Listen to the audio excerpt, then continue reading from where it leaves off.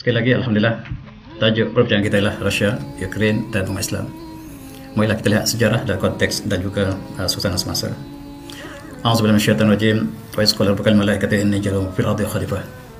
Qalu atajalu fiha man yusrifu fiha wa yasfiku ad-dima wa nahnu nusabbihu bihamdika wa nuqaddisu lak. Qul inni a'lamu ma la ta'lamun. Surah An-Nazm. Dan ingatlah ketika Tuhan kamu berkata kepada mereka, sesungguhnya aku akan mengadakan menjadikan khalifah di atas muka bumi. Lalu mereka berkata, apakah dikau akan menjadikannya? Di situ mereka yang menumpahkan darah dan melakukan kepasadan, sedangkan kami ialah golongan yang bertasbih dengan segala pujian dan mentasbihkan dikau. Maka kata Allah, ini alamu la ta'lamun, sesungguhnya daku mengetahui apa yang kamu tak tahu. Inilah barangkali tema pertumpahan darah, firasat malaikat yang sangat tepat. Hari ini pertumpahan darah berlaku di mana-mana, dan khusus pada hari ini mari kita lihat fokus kepada apa yang berlaku di negara Soviet Union satu masa dulu. Soviet Union negara yang besar ketika pemerintahan komunis, sebagaimana barangkali kita sebut dalam kuliah ketika kita membicarakan buku Transsozialiana dulu. Negara yang diperintahkan oleh komunis pada tahun 1918. Ketika itu negara ini bergabung dengan banyak wilayah, termasuklah Rusia sendiri, termasuklah bahagian Eropah dan juga negara Islam yang termasuklah Uzbekistan, Kazakhstan dan sebagainya. Kemudian pemerintahan dilakukan oleh Stalin dan juga Lenin sangat-sangat dahsyat. Mereka melakukan pembunuhan yang total kepada umat Islam. Sejarah malam umat Islam di Rusia telah berlaku sejak tahun 1918. Dan apa yang berlaku ialah pelarian yang dihalau daripada kampung halaman sebagaimana yang berlaku di Palestin sekarang. Demikianlah kita lihat penduduk China, sebahagian daripada Soviet Union ketika itu, dihalau daripada kampung halaman mereka, dan mereka dibiarkan mati di kawasan Siberia, kawasan yang sangat sejuk. Gambar-gambar ini cukup menyayat hati. Itulah yang dilakukan oleh Soviet Union, dan sebahagian umat Islam di Crimea dibunuh. Dan saya nak fokuskan kepada Crimea dan juga Ukraine hari ini. Crimea kita lihat petanya nanti, dan Ukraine adalah satu negara pada asalnya. Ketika di bawah Soviet Union, kedua-dua negara ini adalah negara Islam. Dan kita lihat di situ sejarah Ukraine yang paling lama. Ketika berada di bawah kerajaan Osmania yang berpusat di Istanbul, maka Ukraine dan Crimea ialah bangsa yang banyak membantu kerajaan Osmania untuk menerokai ataupun dalam peperangan untuk mengalahkan kerajaan Kristian di kawasan Eropah. Ketika zaman Soviet Union, penduduk inilah yang dibunuh, yang diseksa, yang dilakukan sebagaimana kita lihat dalam gambar ini. Pejuang-pejuang yang sangat kental. Mereka kebanyakannya berbangsa Tatar. Tatar ialah bangsa Mongol yang kemudiannya datang untuk menghancurkan Islam. Tetapi Allah ubahkan hati mereka. Mereka menerima Islam, dan mereka lah yang berjuang di Ukraine dan di Crimea, dua kawasan yang kemudiannya disatukan di bawah nama Ukraine. Inilah yang menjadi pertikaian. Umat Islam diseksa dengan begitu dahsyat sehinggalah zaman Gorbachev ialah presiden Soviet Union terakhir. Ketika itu Soviet Union telah hancur berkecai. Maka negeri-negeri yang wilayah-wilayah sebahagiannya telah berpecah daripada kesatuan Soviet Union, dan mereka sekarang menjadi negara yang merdeka. Termasuklah Ukraine dan Crimea yang saya sebut ini. Selain pada negara Islam, maka kita lihat ketika Presiden Boris Yeltsin, maka Rusia telah berpecah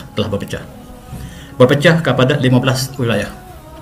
Soviet Union yang besar ini telah berpecah kepada 15 kawasan, termasuklah daripada Armenia, Azerbaijan, Belarus, Georgia dan sebagainya. Termasuklah negara Islam, termasuklah Tajikistan, Turkmenistan, Uzbekistan dan sebagainya. Apabila telah berpecah, maka kita lihat sebahagiannya diberikan kemerdekaan. Sebahagian negara Islam masih dipegang oleh Rusia, tidak dimerdekakan, khususnya adalah Dagestan dan juga Chechnya. Tetapi negara yang dimerdekakan termasuklah negara Eropah Timur, termasuklah Estonia, Latvia, Letonia, Belarus, Ukraine dan Moldova. 6 buah negara ini dimerdekakan oleh Rusia, tetapi bersyarat. Apabila kemerdekaan diberikan, maka kemerdekaan ini diberi bersyarat. Walaupun kemerdekaan ini penuh, tetapi ada perjanjian. Perjanjiannya ialah mereka tidak boleh berpihak kepada mana-mana pihak NATO ataupun sebagainya tidak boleh berpihak. Itu syarat mereka yang tidak boleh dilanggar.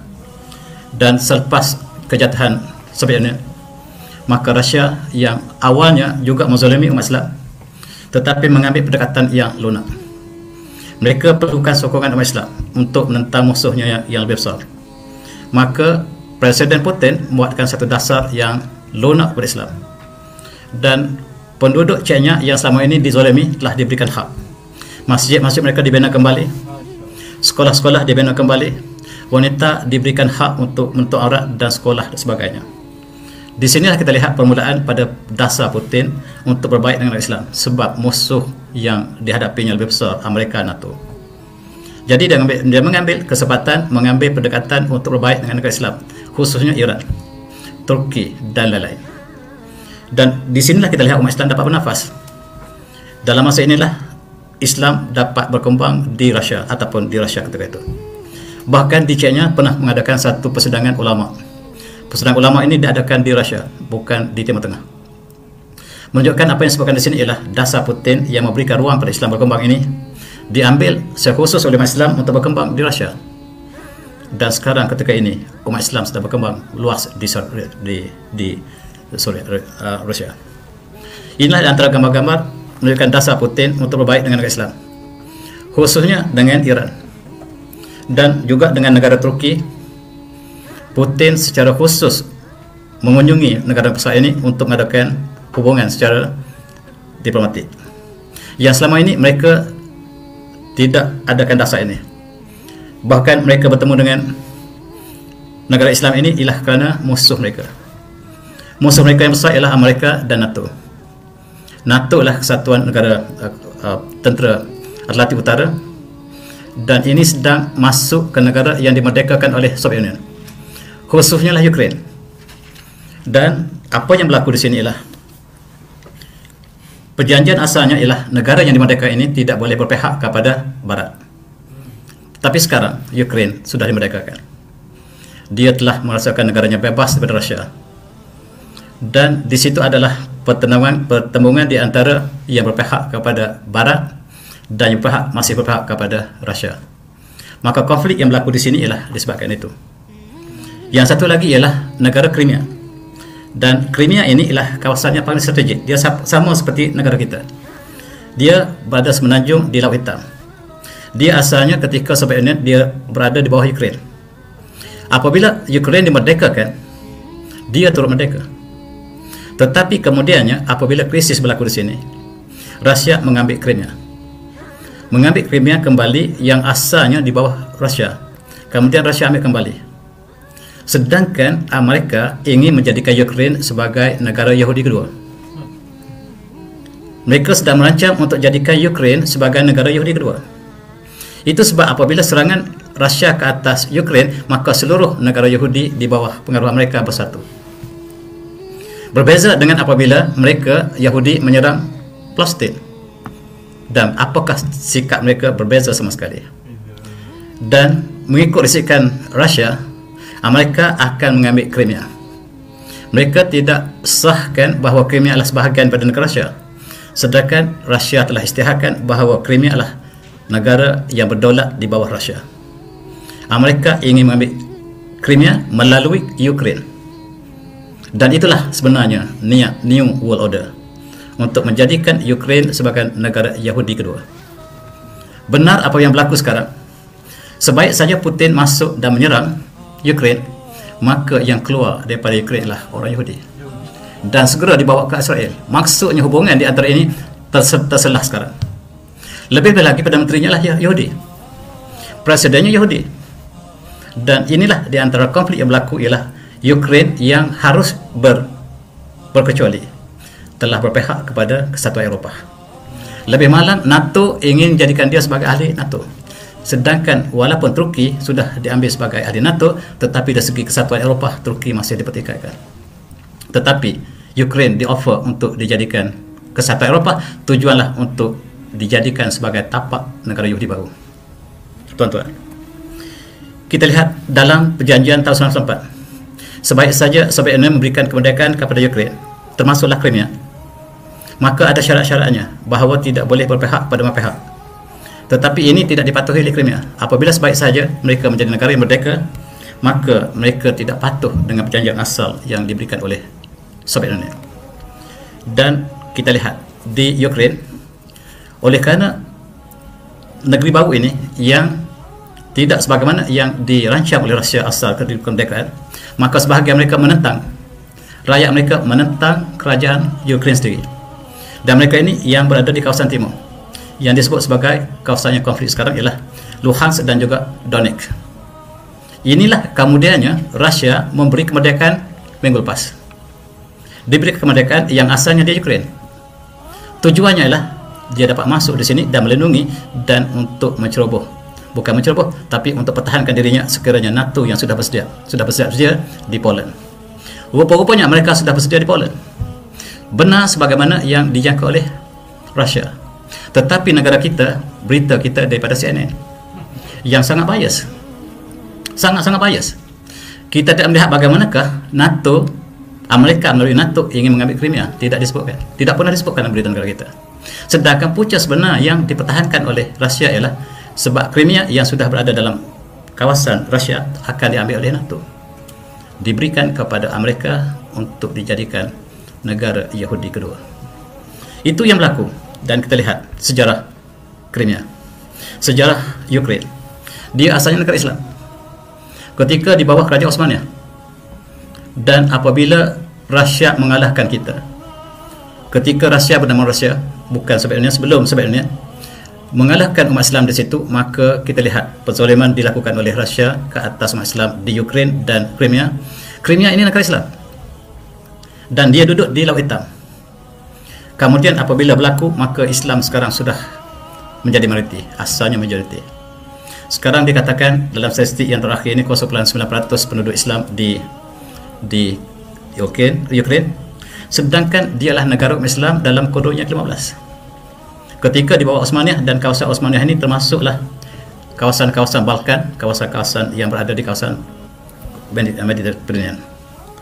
Kemudian kita lihat masjid juga antara banyak di Eropah terdapat di Ukraine, sebanyak 160 masjid di sebuah negara yang majoriti ataupun umatnya lah minoriti Islam, ialah dalam keadaan yang banyak, 160 masjid yang mega.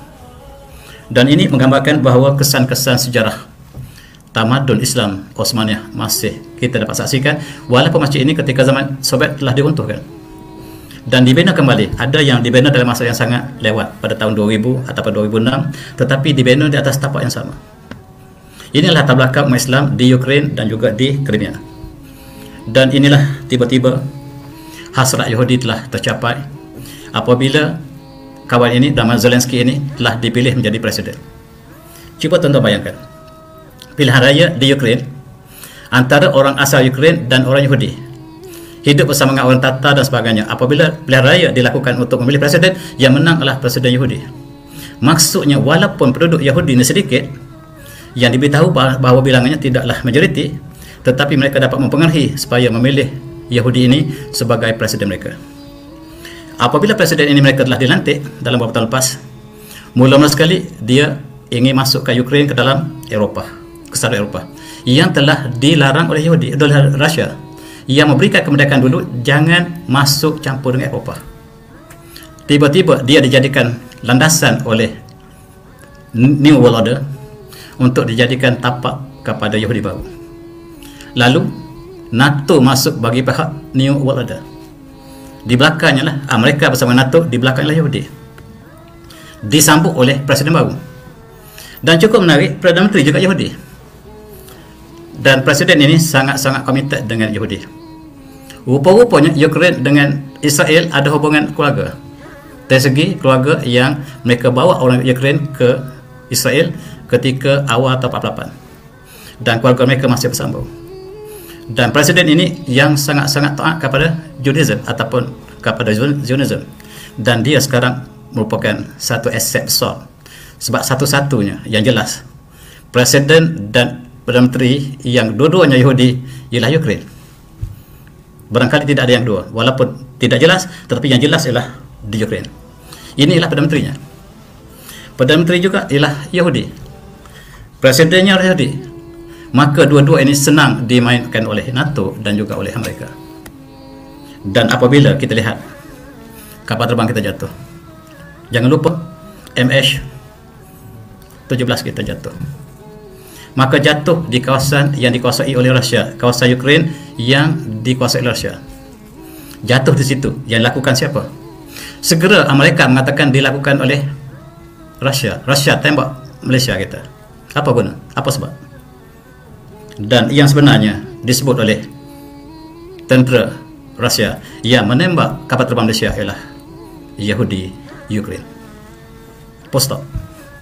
Yang menembak MH17 kita mengikut Rusia ialah Yahudi Ukraine, kerajaan Ukraine yang sedang merancang untuk menaikkan presiden Yahudi. Ini kata Rusia. Amerika mengatakan bahawa ditembak oleh Rusia. Saya serah kepada tuan. Kita lihat yang manakah lebih kesimpulan itu lakukan. Kita lihat, sama-sama lihat. Rusia tuduh Amerika, Amerika tuduh Rusia. Amerika itu Ukraine. Sebab itu dia sudah dipengaruhi oleh Amerika ketika itu, tuan-tuan. Apa yang berlaku ialah kapal terbang kita hancur. Dan inilah sebahagian penumpang yang bukan semua orang Malaysia, sebahagiannya orang Eropah, tetapi atas nama Malaysia. Dan kita lihat kapal terbang kita jatuh pada 17 Julai 2014. Dan pada masa yang sama, minggu yang sama, Gaza sedang dibedil oleh Israel. Peperangan Gaza yang cukup besar tahun 2014, tuan-tuan masih ingat, diserang pada 8 Julai 2014. Kemudian kapal terbang kita ditembak pada seminggu kemudian, 9 hari kemudian. Apakah ada hubungan di antara kapal terbang kita jatuh dengan serangan Gaza? Kita lihat sama ada hubungan atau tidak, itu saya serahkan tuan-tuan. Kita lihat apabila Malaysia menyatakan mereka solidariti bersama dengan Palestin, bangunan kita diletakkan gambar Palestin, dan ini menimbulkan kemarahan yang besar pada Yahudi. Dan tuan-tuan, tentera Palestin yang resmi Al-Qassam menyeru kepada intelektual penduduk Malaysia. Tuan-tuan lihat, saudara-saudara kita di Indonesia, saudara kita di Malaysia, jadilah ke intelektual anda dalam IT, masuklah perangi ke dalam sistem Yahudi. Benar, pelajar kita sudah masuk dalam sistem mereka. Pelajar kita dapat masuk penetrate dalam Iron Dome yang menjadi pertahanan terbesar Yahudi. Dan ini menimbulkan kemarahan yang sangat besar daripada Yahudi. Bagaimanakah pelajar kita, entah daripada mana datang, bersama dengan pelajar Indonesia, masa-masa godam ataupun hack dia punya tentera yang terbaik, yang paling secure, security paling kuat di dunia, dimasuki oleh pelajar Malaysia, dipanggil tentera cyber. Dan inilah gambaran mereka minta, tak payah datang berperang bersama kami, tapi kamu berilah kepada kamu. Maka akhbar Yahudi melaporkan Malaysia juga kemudiannya godam 3,000 maklumat pelajar Yahudi Israel di seluruh dunia. Ini cukup marah. Bagaimanakah negara kecil Malaysia yang intelektual mereka menandingi intelektual ataupun intelijen mereka yang boleh masuk dalam sistem yang telah dikawal begitu rapi. Dan saya mengatakan, Malaysia, jaga Malaysia. Kami bagi amaran kepada kamu, jangan laku sekali lagi ini. Sekali lagi laku, kami akan bertindak, kamu akan faham. Tiba-tiba kapal terbang kita jatuh. Apakah ada hubungan atau tidak, saya tak tahu. Kapal terbang kita jatuh 17 Julai. Amaran yang diberikan selepas saja Gaza diserang 8 Julai. Apakah ada hubungan tidak, saya tak tahu. Dan sama-samalah kita mencari maklumat yang benar. Dan sebaik saja peperangan yang dilancarkan oleh Rusia untuk pertahankan dirinya daripada serangan Amerika untuk mengambil Crimea, sebab Amerika sudah berada di Poland. Sebab itulah Rusia serang Ukraine, sebab Amerika sudah berada di Poland. Baru sejarahnya memberi ruang kepada Rusia, maka berpecahlah negara Eropah Timur, satu pihak kepada NATO dan Amerika, satu pihak kepada Rusia. Dan pelarian yang terjadi apabila peperangan ini berlaku, yang dikesah ialah Yahudi. 5,000 dibawa, segera akan dibawa ke Yahudi, ke Israel. Maksudnya Yahudi sudah bersedia di sini. Perdana Menterinya Yahudi, presidennya Yahudi, orangnya Yahudi. Dan sekarang Perdana Menteri Israel mengatakan, kami akan bawa segera penduduk Yahudi yang berada di Ukraine. Penduduk asal yang berada di Israel juga datang dari Ukraine asalnya, datang daripada Rusia, datang daripada Amerika, datang daripada Poland, datang daripada seluruh dunia, dan dikumpulkan di Palestin. Dan begitulah barangkali maksud hadis bahawa Yahudi akan berakhir di Palestin. Mereka sekarang sedang berkumpul, mengumpulkan Yahudi di bumi Palestin. Dan tuan-tuan, kita lihat kisah, kita mulakan dengan kisah baru. Maka berlakulah serangan yang seluruh dunia condemn Rusia. Barangkali juga kita condemn Rusia, sebab kita tak tahu hujung pangkal peristiwa ini berlaku. Amerika yang rancang. Amerika yang rancang untuk mengambil Crimea melalui Ukraine. Caranya masuk ke Ukraine dalam Kesatuan Eropah, kemudian NATO masuk dan jadikan Ukraine sebagai ahli NATO. Amerika boleh masuk dengan jelas dan sampai ke kepada Rusia. Tuan-tuan, Crimea lah sebabnya. Crimea inilah yang sebab peperangan ini, bukan Ukraine. Crimea ini sebahagian dari Ukraine asalnya yang kemudiannya Rusia ambil kembali. Dan dia adalah negara Rusia. Ketika Soviet Union, dia sebahagian daripada Rusia, iaitu namanya Ukraine. Ukraine dimerdekakan, tapi Crimea diambil kembali. Dan Crimea inilah tempat Islam berkembang cukup besar di situ, dan dia sangat strategik sebab dia kawal Laut Hitam. Sebenarnya Amerika telah merancang lama untuk mengambil Crimea, tetapi Rusia telah masukkan dalam kawasannya secara resmi pada tahun 2014. Maka dirancang supaya Ukraine diperintah oleh Presiden Yahudi dan Perdana Yahudi supaya senang untuk mengambil Crimea. Crimea menjadi persoalan sebenarnya. Di sinilah NATO masuk Ukraine untuk mengambil ini. NATO bersama dengan Amerika, di belakangnya Yahudi. Kita tahu bahawa Yahudi telah dikuasai oleh Amerika, dikuasai oleh Yahudi sejak pada zaman presiden pertama. Dia sebenarnya yang memerintah Amerika adalah Yahudi. Inilah persoalan sebenarnya Crimea yang tidak pernah keluar dalam berita CNN, tidak pernah keluar berita TV3. Crimea lah menjadi punca sebenarnya yang berlaku di Ukraine. Dan tuan-tuan, NATO telah diberikan amaran. Rusia mengatakan perjanjian kami dengan Ukraine, NATO tidak boleh masuk, apatah lagi untuk menjadikan Ukraine sebagai ahli. Dan saya bagi line merah, jangan sentuh, dan provokasi dilakukan oleh mereka supaya Rusia menyerang Ukraine dan tuduh Rusia jahat. Itu cara dia. Apa yang berlaku ialah, kata Presiden Putin, sebenarnya Amerika sudah lama mengintai Crimea yang kita panggil benua Koron, dan sebenarnya tujuan mereka lah untuk mengambil ini. Dan itu sebabnya Rusia ambil lebih awal, sedangkan dialah bekas negara Rusia. Sama seperti Kuwait, Amerika merancang untuk ambil Kuwait, tiba-tiba Saddam Hussein serang Kuwait. Sama cerita, sama kisah dengan Kuwait. Sedangkan apabila Saddam Hussein serang Kuwait, sebenarnya untuk menghalaukan Amerika, sedangkan yang salahlah Saddam Hussein. Sama sekarang peristiwa itu. Dan saya tidak pernah tengok berita ini daripada kacamata CNN, saya lihat daripada kacamata umat Islam di Rusia. Dan sekarang sekiranya Ukraine menjadi anggota, maka dengan sendirinya tentera Amerika boleh sampai ke sepadan Rusia. Itulah yang mereka rancangkan. Dan 24 Februari minggu lepas diisytiharkan perang, maka Amerika sedang standby di Poland. Belarus memberikan ruang kepada Rusia sebab Eropah Timur tidak semua bersama dengan Eropah NATO. Tuan-tuan, apakah yang berlaku sekarang? Dan kita lihat, dia sebenarnya merancang untuk masuk ke Kesatuan Eropah sebagai landasan untuk masuk kepada NATO. Dan ini maka sebelum hari kemerdekaan, 1 hari atau 2 hari sebelum peperangan, maka negeri yang dipertikaikan Luhansk ini dengan Donetsk ini dimerdekakan sekali lagi oleh Rusia. Dimerdekakan sekali lagi.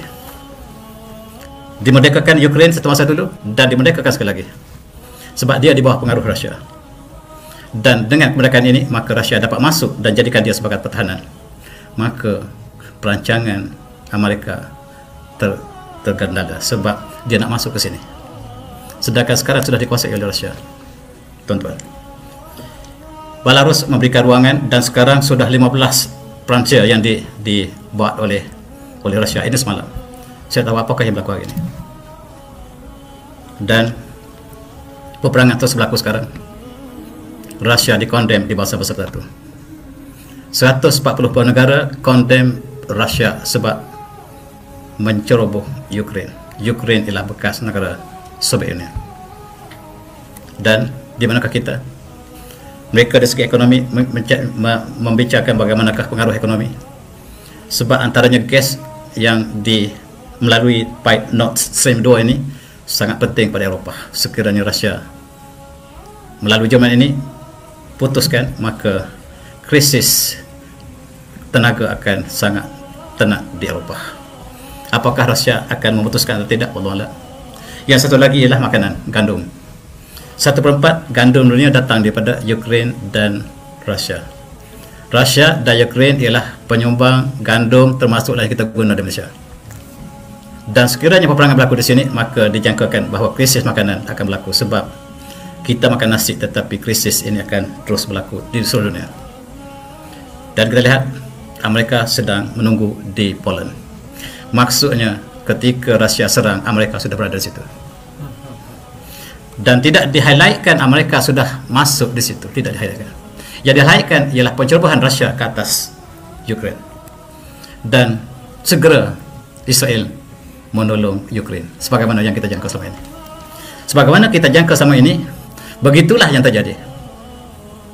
Dan perancangan untuk menjadikan Ukraine sebagai Yahudi kedua ini barangkali sekarang terbantu kerana peperangan ini. Dan tuan-tuan, Israel dengan segala bantuannya segera, sebagaimana mereka dulu membawa orang Ukraine ke Israel, sekarang mereka memberikan bantuan. Apabila bahasa bersatu ditanya kepada Israel, kami berkecuali supaya senang mereka bekerja. Dan ini kita lihat 2 hari lepas persidangan bahasa bersatu hak asasi manusia. Dan apabila wakil Rusia berucap, 140 perwakilan akan keluar beramai-ramai. Maksudnya yang bersama Rusia hanyalah dalam 50 buah negara. Yang 140 jelas China berkecuali. China ada agenda di sebalik agenda. Turki kata Crimea ini ialah dia lebih awal dapat Crimea daripada Amerika. Maksudnya yang diambil oleh Rusia dia lebih utama sebab itu bekas negara Osmania. Diambil oleh Rusia. Yang Amerika tak ada kena-mengena. Apa guna Amerika yang mengada-ngada untuk mengambil Crimea sedangkan tak ada hubungan sejarah dengan Amerika di situ. Yang ada hubungan di situ ialah Turki yang asalnya Crimea inilah negara Turki. Kemudian diambil Rusia. Rusia juga memerdekakan Crimea, memerdekakan Ukraine. Kemudian Rusia lebih berhak ke atas kedua negara ini daripada Amerika yang tidak ada hak sama sekali. Dan sekarang Turki terhimpit. Sokongan mana dan apa yang berlaku ialah Turki tidak bersama dengan Rusia. Bertambah lamakah Turki dipujuk oleh Rusia untuk bersama mereka dalam konteks ini? Tapi akhirnya walaupun barangkali strategik, maka Turki tidak membenarkan masuk kapal Rusia ke Laut Hitam melalui Selat Bosporus sebab nak masuk ke Laut Hitam ini mesti Selat Bosporus yang melalui Istanbul. Tidak dapat melaluinya, maka tidak dapat masuk ke sini. Dan stand yang terakhir, Turki tidak membenarkan sebarang kapal Rusia masuk ke situ sedangkan kapal Rusia sudah berada di seluruh dunia.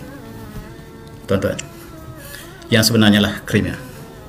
Krisis inilah krisis Crimea. Dan kata Turki, dia kalaulah untuk Amerika ambil Crimea, dia lebih utama sebab sebahagian daripada Osmania saat masa dulu. Dan bangsa Crimea adalah bangsa Turki. Bangsa Tatar dengan Turki bangsa yang sama. Dan alasan Rusia mengambil Crimea juga atas asal-asal bahawa di situlah budaya masyarakatnya lebih kepada Rusia daripada Eropah. Dan apa yang berlaku? Kita lihat Turki berpihak kepada NATO sebab Turki adalah sebahagian daripada ahli NATO. Oleh sebab itu tidak bersama Rusia dalam konteks ini, tetapi itulah barangkali strategik, dan setakat ini Turki tidak membenarkan masuk kapal perang Rusia melalui Selat Bosporus untuk masuk ke Laut Hitam. Dan India sedang menunggu senjata daripada Rusia. Sementara itu dia tak boleh sokong Amerika. Amerika sangat berduka cita sebab Amerika tidak happy langsung. Sedangkan senjata yang nak dalam perjanjian untuk hantar ialah S-400, S-500 yang dijangka akan dihantar ke India belum selesai semua. Jadi tidak boleh sokong Amerika, terpaksa sokong Rusia untuk sementara. Inilah yang berlaku di kalangan negara yang ke kiri dan ke kanan. Apabila mereka ada kepentingan dan perjanjian senjata ini belum selesai satu demi satu dihantar ke India, dia ada musuh dengan jirannya. Oleh sebab itu konflik dunia ini sangat-sangat melebar, dan Amerika yang menghadap ke India bersama mereka tidak happy. Dan selain pada itu kita tanya Iran jelas dalam peperangan di Ukraine yang jahat Amerika itu kapal Iran jelas. Dan inilah mafia sebenarnya. Mafia peperangan Ukraine ialah Amerika. Kata siapa dia? Iran, bukan saya kata. Dia lebih tahu maklumat, tetapi yang ditunjukkan di Malaysia berbeza sama sekali apa yang berlaku. Sampai pemerintah TV3 sampai henyuk-henyuk mulutnya marah pada Rusia. Semalam saya tengok muka dia. Dia tak tahu sejarah asal lagi tak tahu. Dan kita lihat bagaimanakah Iran memberikan jawapan yang sangat tegas. Mafia ialah USA. Tanpa USA, tanpa Yahudi, selamatlah Ukraine. Kalaulah ini digambarkan oleh Iran, orang yang baik-baik, Rusia berjiran dengan Ukraine dalam keadaan tenang, tetapi ditembak oleh mafia ini, kata Iran. Bukan saya kata, Iran jelas yang jahat dalam ini ialah Amerika. Di belakang Yahudi untuk menjadikan Ukraine sebagai negeri Yahudi yang kedua. Itu sebab kata Iran. Jangan tanya saya, tapi tanya Iran. Tuan-tuan, Malaysia suka. Nak kata Rusia menceroboh, tak berani. Habis dia kata kita sangat berharap supaya konflik ini akan berkurangan. Sekarang konfliknya meletup dan kita harap dia akan turun. Dan itulah orang marah. Kenapakah kita tidak condemn Rusia? Rupa-rupanya benar-benar kita lebih faham daripada kita sendiri. Nak condemn, kita tengok kisah sebenarnya siapakah yang bertanggungjawab. Dan Amerika dengan NATO yang bertanggungjawab sekiranya berlaku apa yang berlaku di Ukraine. Dan apa yang provokasi ini diambil oleh Rusia sebagai respon kepada apa yang dilakukan oleh mereka. Tuan-tuan, kita tengok sebagai Timotara Ramzan Kadyrov, pemimpin presiden Chechnya yang berada dalam Soviet Union. Kita jadikan dia sebagai Timotara untuk sementara. Dia sediakan 12,000 tentera, 10,000 tentera yang sekarang sedang bersolat tahajud malam tadi untuk menentang Amerika. Bukan menentang Ukraine, menentang Amerika. Mereka sedang bersolat malam tadi, 2 malam lepas, dan mereka turun dengan Allahu Akbar bersama dengan Rusia. Iran bersama dengan Rusia, dan sekarang Kadyrov bersama dengan tenteranya sedang bersolat tahajud. Kita lihat di manakah Timotara kita. Faham kedudukan sebenar, kita buat kesimpulan. Saya tidak ada kesimpulan lagi ini. Dan kita lihat bagaimanakah Kadyrov bersama dengan tenteranya yang sudah bersedia untuk masuk ke Ukraine dan melakukan sesuatu supaya kebenaran akan tertegak. Yahudi sudah hampir kuasai Ukraine. Dan di sini kita lihat bukan saja tentera yang dihantar ialah sukarelawan yang dihantar oleh Kadyrov sebagai Timotara kita untuk kita kenal apakah yang berlaku di Ukraine. Kita lihat ribuan yang dihantar untuk berkhidmat secara sukarela di Ukraine yang dihantar oleh Presiden Kadyrov, ayahnya Ahmad Kadyrov, dan dia mengganti ayahnya Ramzan Kadyrov, yang juga kita lihat suasana ini kita boleh ambil Timotara dia sebab dia lebih faham daripada kita. Dia lebih dekat dan dia memahami apakah yang berlaku di Rusia. Tuan-tuan, China tersenyum daripada jauh.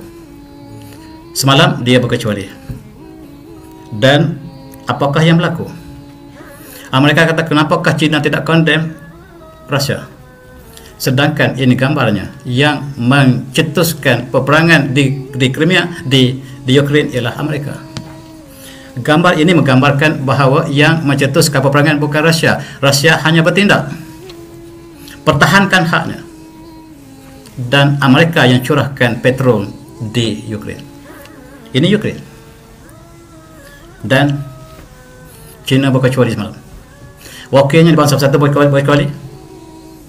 Mereka ada agenda. Kita ingat apa yang dilakukan Rusia ke atas Crimea, hampir sama yang dihadapi oleh China terhadap Taiwan. Taiwan menjadi persoalan lama. Yang saya pernah pergi Taiwan 1998, ada satu pesta, ada satu event yang ketika itu China boikot. Apa yang dilakukan di China? Taiwan boikot. Sekarang Taiwan dilihat oleh China. Dan berita yang disebut di sini, apakah ketika Rusia masuk Ukraine, apakah China masuk Taiwan? Itu soalan, bukan jawapan. Sebab selalunya berlaku apabila ada peperangan satu tempat, ia selalu lagi mabik ruang supaya dunia tidak terpukul pada satu tempat. Dan tuan-tuan, kita kembali kepada kuliah kita yang terakhir, Olimpik di Beijing. Di sini sudah kita dapat lihat blok manakah yang akan bersama Rusia, blok manakah yang akan bersama dengan NATO, Amerika. Mula-mula sekali US mengatakan boikot dengan China. Apakah sebab sedangkan dia jangkakan Rusia akan masuk Ukraine? Kenapa dia boikot China? Maksudnya China bersama dengan Rusia. Dan ketika di Olimpik Beijing pada bulan lepas, bulan 2, maka dunia boikot China, termasuk India, Jepun, US, Australia, 16 negara lain, semuanya boikot. Tapi mereka hantar ahli, mereka adalah peserta. Mereka boikot tapi mereka hantar peserta, hanya untuk menunjukkan dunia bahawa perang akan berlaku. Mereka sudah menjangkakan perang akan berlaku. Yang datang hanyalah Presiden Putin dan beberapa orang pemimpin dunia, yang inilah kemudiannya menjadi blok Rusia sekarang. Yang lain tidak datang, termasuklah Australia, Belgium, Kanada, Denmark, semua negara NATO tidak datang. Maksudnya mereka sudah tahu peperangan akan berlaku, yang dimainkan oleh Amerika. Amerika yang merancang peperangan ini. Dan kita lihat ketika Olimpik bulan lepas, inilah yang digambarkan. Peperangan yang barangkali meletus secepat mungkin selepas Olimpik. Benar sebagaimana firasat kita, benar-benar berlaku. Tuan-tuan, apakah mereka juga bertindak sebagaimana apabila Gaza diserang oleh Yahudi? Apakah mereka bersidang bersatu-satu? Apakah 140 buah negara akan keluar daripada dewan boikot sedangkan Yahudi membunuh umat Islam di Palestin? Tidak berlaku. Dan kita bandingkan apa yang berlaku di sini. Mereka segera keluar.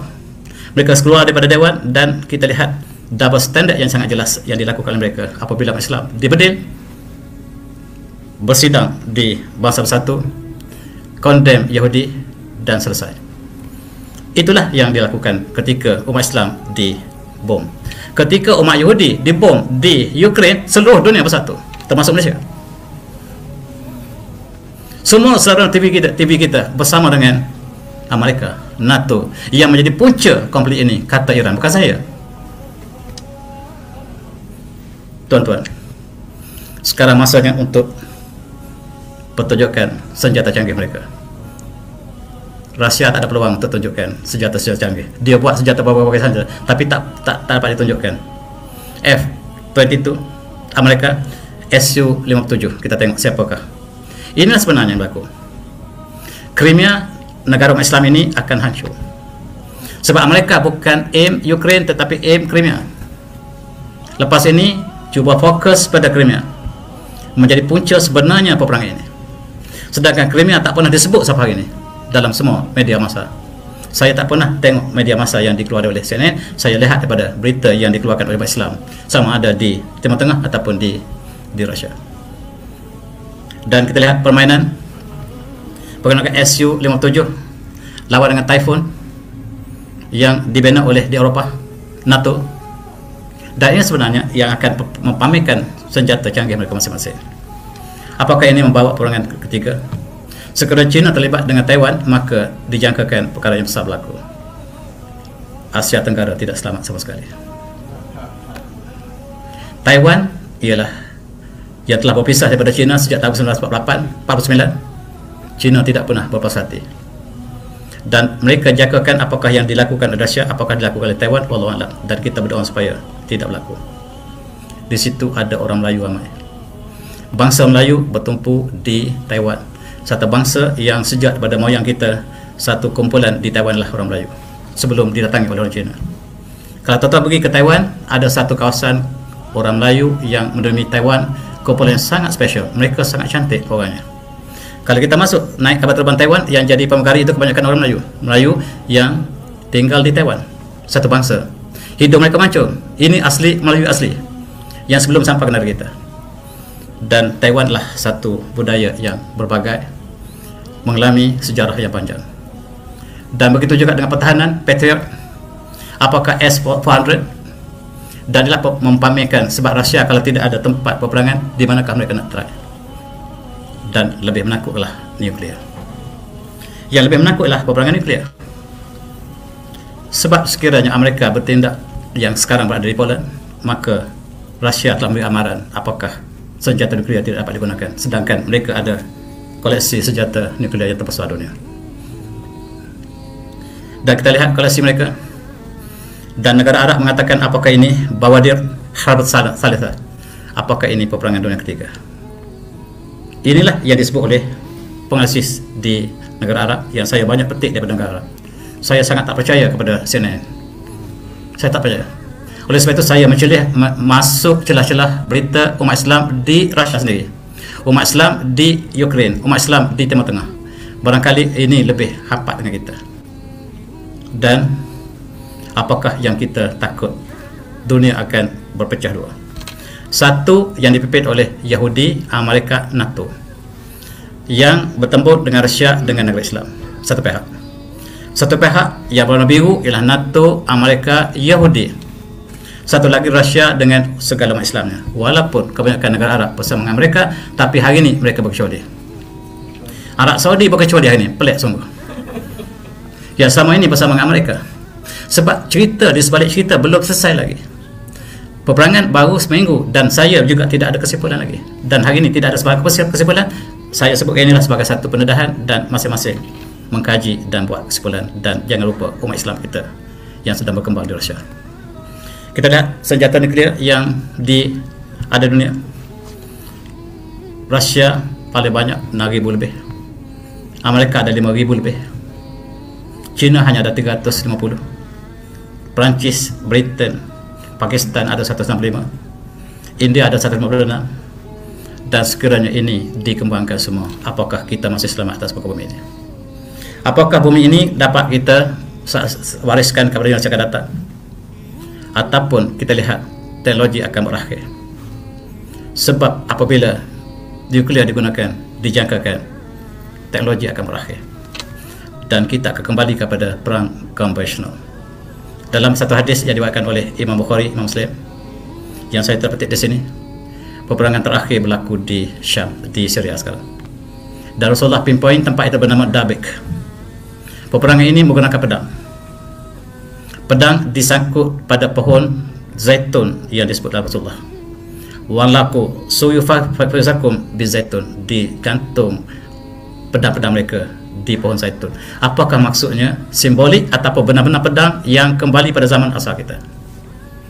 Dan kita lihat Einstein menjangkakan sekiranya perang dunia ketiga dilakukan, maka kita kembali pada zaman asal tanpa teknologi. Itu kata Einstein. Dan kata Hitler, perang dunia pertama dimulakan oleh Yahudi yang diisytiharkan oleh British. Pakatan mereka menentang Osmania, di belakangnya Yahudi, kata Hitler. Perang dunia kedua dimulakan oleh Yahudi. Perang dunia kedua dimulakan oleh Yahudi, kata Hitler. Perang dunia ketiga kalau berlaku, saya jangka Yahudi di belakangnya. Saya bunuh Yahudi, kata Hitler, tapi bukan semua, supaya manusia tahu kenapakah saya membunuh Yahudi. Itu kata-kata Hitler yang sangat dibenci di Indonesia. sebab hanya Hitler yang menolak Islam. Dan kita bersama British, tentera Hitler sebelum berperang mereka solat, tentera British sebelum berperang mereka minum arak. Itu bezanya. Kita bersama British, tentera kita tentera British, bekerja untuk British, mata-mata kita bekerja untuk British, dan kita menentang Osmania yang hanya ditolong oleh Jerman dan di belakangnya Yahudi. Maka akhirnya dalam perang dunia yang pertama jatuhlah Osmania, maka Yahudi naik satu demi satu, dan sekarang mereka sudah masuk ke sempadan Rusia, dan itulah sebab konflik yang berlaku, maka Rusia bertindak. Jangan ambil perkataan saya, sebab perkara ini sedang berlaku. Apakah kesudahan kita belum tahu. Dan sekiranya nuklear digunakan di sini, kita lihat gambarannya. Apakah separuh dunia akan berakhir? Apakah separuh dunia ini akan berakhir, dan inilah satu-satunya bahtera kita bersama yang kita sangat sayang sekiranya berlaku perkara yang berterusan di Eropah ataupun di sebelah timur. Maka alangkah malam kita sama berdoa supaya perkara ini telah akan berhenti secepat mungkin dan kebenaran terselah. Selagi kebenaran tidak terselah, maka konflik akan berterusan. Dan Iran, dengar perkataan Iran, konflik yang berlaku di Ukraine disebabkan mafia USA. Itu jelas kata Iran. Dan Zuhrul Pasar ribah-ribah bima kasabat adina suluzukuhum badal yamilun alakum yarjiun. Maka jelaslah kemusnahan di daratan dan di lautan disebabkan oleh tangan manusia, dan supaya kami mengenakan sebahagian akibatnya yang disebabkan oleh tangan manusia. Mudah-mudahan mereka kembali kepada kebenaran. Mudah-mudahan kita sama-sama berfikir dan kita sama-sama mendekati diri kita ke kebenaran. Walau kebenaran itu bukan bahag kita, maka marilah kita kenali kebenaran, sebab kebenaranlah segala-galanya. Dan dengan kata-kata itu, maka saya sudahi dengan wabillahi taufiq. Assalamualaikum warahmatullahi wabarakatuh. Dan tuan-tuan jangan lupa untuk baca buku saya sebagai sejarah. Buku tradisional ini masih relevan sebab sejarah asal Rusia dengan Ukraine dipaparkan buku ini, walaupun buku tak termasuk dalam peperangan. Dan tuan-tuan bolehlah membaca kembali dan hayati bagaimanakah sejarah Rusia Soviet Union yang akhirnya Islam terkepit di antara peperangan yang dilakukan oleh mereka. Terima kasih.